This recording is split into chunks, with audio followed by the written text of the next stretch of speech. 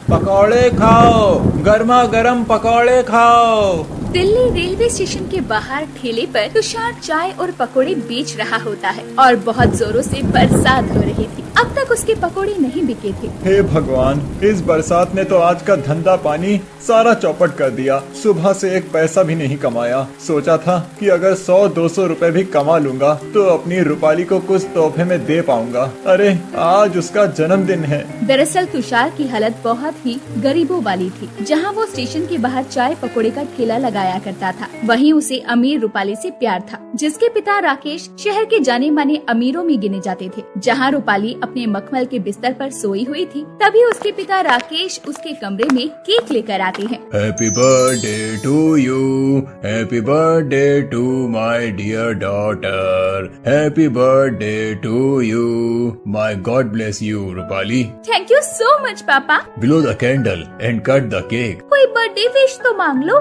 जी mummy. Rupali अपनी आंखें बंद करके विश मांगने लगती है। भगवान जी, मुझे मेरा तुषार दे दीजिए, उससे मेरी शादी हो जाए, प्लीज प्लीज प्लीज। तुम्हें विश मांगने की कोई जरूरत नहीं बेटा, तुम अमीर बाप की बेटी हो। तुम बस फरमाइश किया करो, तुम्हारे पापा सब पूरी करेंगे। आई नो डैडी कि आप मुझसे कितना प्यार करते हो। आप अपनी बेटी की सब फरमाइश पूरी करते हो, लेकिन सब खुशी पैसों से नहीं खरीदी जा सकती। लाइफ की रियलिटी पैसा, पावर, पोजीशन है बेटा। Anyways, I have big surprise for you. शाम को अच्छे से रेडी हो जाना। इतना कहकर राकेश वहाँ से चला जाता है। मम्मी, डैडी किस सरप्राइज की बात कर रहे थे? रूपाली बेटा, तेरे डैडी अपने बिजनेस पार्टनर जय मेहता के बेटे से तुम्हारा रिश्ता पक्का करना चाहते हैं। आज शाम को पार्टी में उसी की अनाउंसमेंट करेंगे। ये सुनकर रूपाली की आंखों में आंसू आ जाते हैं और वो अपने पिता के पैरों में आकर रोने लगती है। डैडी, आप चाहे तो मेरी जान ले लीजिए, लेकिन मैं ये शादी नहीं कर सकती। अच्छा, तो मेरी बेटी मुझसे दूर जाने के डर से रोने लगी। दूर थोड़ी जाना है बेटा,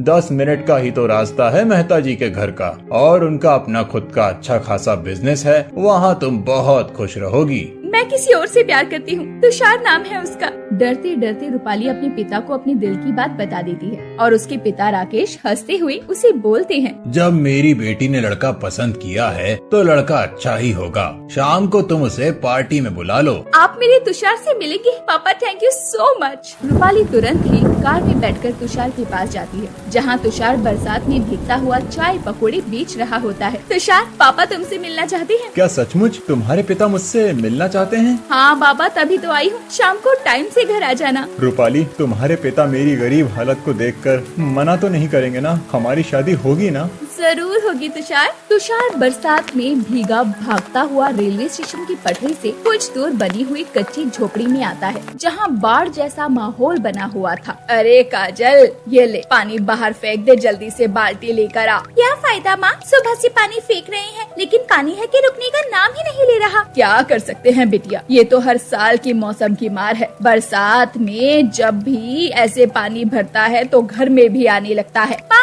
हमारा अपना घर कब होगा? कब तक हम इस कच्ची झोपड़ी में रहेंगे? भाई की शादी के बाद भाभी भी क्या इसी झोपड़ी में आएगी? दूसरा कोई आसरा भी तो नहीं है हम गरीबों का। चल अब पानी निकाल, छत पर थोड़ी घास लगा दे तो छत टपकेगी नहीं। वैसे भी सिर्फ 2-3 महीने की ही बरसात है। अरे तुषार बेटा, तू आ गया। आज सारे पकोड़े बिक गए क्या बेटा? हाँ माँ, 100 रुपए कमा कर लाया हूँ आज। इससे राशन पानी ले आना घर का। माँ, मेरी कोई कमीज धुली हुई है क्या? रूपाली के पिता मुझसे मिलना चाहते हैं। बेटा, तू उस अमीर लड़की को भूल क्यों नहीं जाता? तुझे पता है ना कि अमीर लोगों के लिए हम गरीब लोग सड़क पर उगी घास जैसे होते हैं, जिसे वो रौंद कर चले जाते हैं। भगवान करे वो मान जाए तुम दोनों के लिए। कुछ ही देर में तुषार रूपाली के घर पुरानी कमीज और टूटी हुई चप्पल में पार्टी में पहुंचता है, जहां सब सूट बूट पहने पार्टी में मौजूद होते हैं। डैड, इनसे मिलिए, ये है तुषार। तुषार अपनी फटी हुई शर्ट को छुपाते हुए पैरों में घिसी हुई चप्पल पहने कीचड़ लगा अंदर आ जाता है। नमस्ते पापा जी। डोंट से डैड, मैं सिर्फ रूपाली का पिता हूँ। कितना कमा लेते हो डेली का तुम?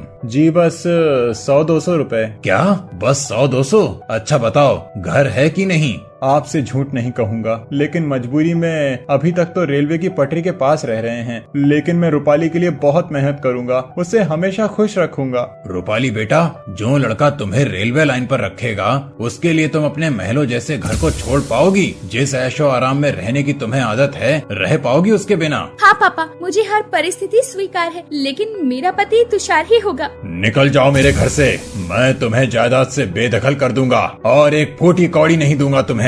रूपाली अपने प्यार के चलते तुषार के साथ अपना घर छोड़कर आ जाती है और वो दोनों मंदिर में शादी कर लेते हैं। फिर तुषार रूपाली को अपने घर ले आता है। माँ तेरी बहू आ गई। अरे बेटा, तू मेरी बहू ले आया, बहुत ही सुंदर है। रुको, मैं अभी तुम्हारा गृह प्रवेश करवाती हूँ। काजल, जाकर पूजा की थाली तो लेकर आ। काजल पूजा की थाली लेकर आती है। आओ भाभी, अपने दाहिने पैर से कलश गिराकर अंदर आ जाओ। क्या ये मेरा ससुराल है? इतना छोटा घर, इससे बड़ा तो मेरे घर का बाथरूम है। सब लोग इस घर में कैसे रह पाते हैं? मैं अगर इस घर में रहूंगी तो मेरा तो दम ही घुट जाएगा। भाभी, आप यहाँ किसी चीज की कोई भी कमी महसूस नहीं करोगी। आपको कोई भी जरूरत होगी तो आप मुझे बता सकती हो। काजल ऐसा बोल ही रही थी कि इतनी देर में बारिश शुरू हो जाती है और तुषार का कच्चा घर होता है, जिस वजह से छत टपकने लगती है और पानी घर में जमा होने लगता है। इस बारिश ने तो नाक में दम करके रखा है। काजल बेटी, जा जल्दी से जहाँ जहाँ पानी टपक रहा है वहाँ बर्तन रख दे, और वो भर जाएगा तो बाहर फेंक देंगे। अपनी गरीब ससुराल को देखकर और अपनी सास की ऐसी बातें सुनकर रूपाली सोचती है, गॉड, मैं कहाँ आकर फंस गई। इनके पास तो रहने के लिए पक्का मकान तक नहीं है। इतनी सी बारिश में इनके घर का ये हाल है। कल को अगर बारिश तेज हो गई तो बाढ़ तो सबसे पहले इनके घर में आएगी। अरे रूपाली बेटा, क्या सोच रही हो तुम? ये देखो, काजल ने तुम दोनों का बिस्तर लगा दिया है। तुम और तुषार अब आराम से सो जाओ। क्या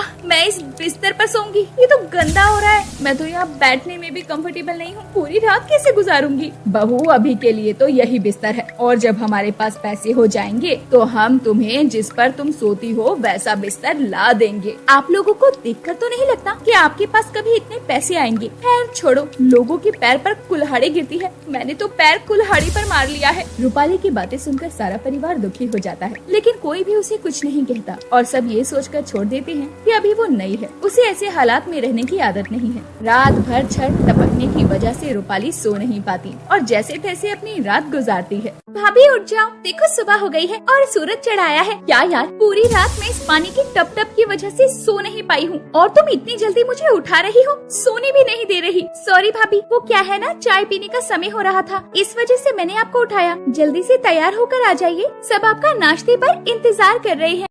काजल के कहने पर रूपाली मुंह बनाते हुए उठकर तैयार होकर सबके सामने आ जाती है। आओ बहू आओ, सबके साथ बैठकर नाश्ता कर लो। क्या इसे आप नाश्ता कहते हैं? ये तो मेरे घर का कुत्ता भी रिजेक्ट कर दे। रूपाली, तुम्हें क्या हो गया है? क्या कोई ऐसे अन्य का अपमान करता है? कोई बात नहीं तुषार, बहू को ये सब खाने की आदत नहीं। तुम बताओ रूपाली कि तुम्हें क्या खाना है, मैं वही बना दूंगी। रहने दीजिए मम्मी जी, मैं बाहर से कुछ ऑर्डर करके खा लूंगी। इतना कहकर रूपाली वहाँ से चली जाती है। फिर बाहर से ऑर्डर करके खाना मंगा कर खा लेती है। रूपाली का ऐसा बर्ताव किसी को भी पसंद नहीं आता और रूपाली के अमीर होने की वजह से उसमें बहुत घमंड होता है, जिस कारण वो किसी के साथ भी अच्छा बर्ताव नहीं करती। रूपाली घर का कोई काम नहीं करती थी, सारा काम पार्वती और काजल को ही करना पड़ता था। रूपाली सारा दिन आराम करती, लेकिन फिर भी उसकी सास और ननद कुछ नहीं बोलती। ऐसे ही कुछ दिन बीतते हैं। एक दिन काजल फर्श पर पोछा लगा रही होती है, तभी रूपाली जाकर फिसल कर गिर जाती है। हाय मेरी कमर! भाभी, आपको कहीं लगी तो नहीं? आप ठीक हो ना? ये सब तुमने जानबूझकर किया है ना? नहीं भाभी, ऐसा नहीं है, मैं जानबूझकर आपको गिराने की क्यों सोचूंगी? रूपाली काजल की एक बात नहीं सुनती और गुस्से में आकर उसे थप्पड़ मार देती है। तभी तुषार और पार्वती आ जाते हैं। रूपाली, तुम्हारी हिम्मत कैसे हुई मेरी बहन पर हाथ उठाने की? मैंने आज तक तुम्हारी सारी हरकतें बर्दाश्त की और तुमने मेरे परिवार वालों का जीना हराम कर दिया है। मुझसे बहुत बड़ी गलती हो गई। तुमसे प्यार कर और तुमसे शादी करके मुझे ऐसी पत्नी नहीं चाहिए। निकल जाओ मेरे घर से। तुषार बेटा, तू कैसी बातें कर रहा है? अगर बहू यहाँ नहीं रहेगी तो हम भी यहाँ नहीं रहेंगे, हम भी चले जाएंगे इस घर से। हाँ भैया, हम भी यहाँ से चले जाएंगे। अपनी सास और ननद की ऐसी बातें सुनकर रूपाली को बहुत पछतावा होता है और अपनी गलती का एहसास होता है। वो सबसे माफी मांगती है। मम्मी जी, काजल, मुझे माफ कर दीजिए। मैंने कभी भी आपकी इज्जत नहीं की, लेकिन उसके बाद भी आप लोगों ने मुझे इतना प्यार दिया और आज घर छोड़ने के लिए भी तैयार हो गए। मुझे माफ कर दीजिए। नहीं बहू, तू माफी मत मांग, इसमें तेरी कोई गलती नहीं है। हाँ भाभी, आप माफी मत मांगिए। रूपाली को अपनी गलती का पछतावा होते देखकर सभी घर वाले उसे माफ कर देते हैं और फिर धीरे धीरे रूपाली अपने ससुराल के माहौल में ढलने लगती है और सभी परिस्थितियों को खुशी खुशी स्वीकार करके खुशी खुशी रहने भी लगती है।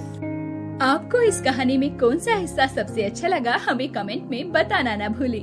अगर आपको हमारी ये कहानी पसंद आई हो तो इस कहानी को लाइक करें और अपने दोस्तों से शेयर करें और हमारे चैनल को ऐसी ही कहानियाँ देखने के लिए सब्सक्राइब कर लें।